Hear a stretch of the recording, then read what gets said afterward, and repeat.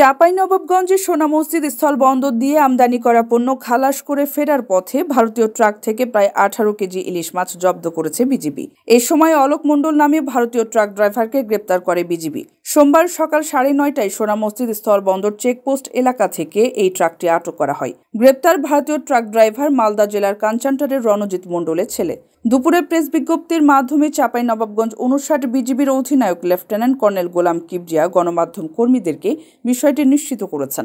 Lieutenant colonel গোলাম কিবরিয়া বলেন, রবিবার সোনা মসজিদ স্থলবন্দর চেকপোস্ট দিয়ে ভারত থেকে পাথর বোঝাই একটি ট্রাক সোনা মসজিদ স্থলবন্দরে প্রবেশ করে। সোমবার সকালে ওই ট্রাক পাথর খালাস করে ভারতে ফিরে যাচ্ছিল।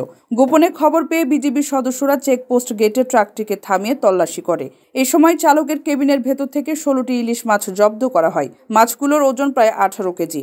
জব্দ করা ইলিশের আনুমানিক বাজার মূল্য 30,000 টাকা। পরে জব্দ করা ইলিশ মাছগুলো ও গ্রেপ্তার ট্রাক ড্রাইভার অলোক মণ্ডলকে শিবগঞ্জ থানায় হস্তান্তরের কার্যক্রম প্রক্রিয়াধীন রয়েছে। তিনি আরও বলেন, দুর্গাপূজা উপলক্ষে শুল্ক ফাঁকি দিয়ে ভারতে ইলিশ মাছ নিয়ে যাচ্ছিল ট্রাক ড্রাইভার।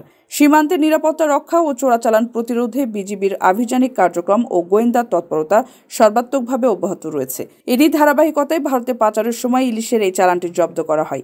এমন অভিযান অব্যাহত থাকবে বলেও জানায় বিজিবি।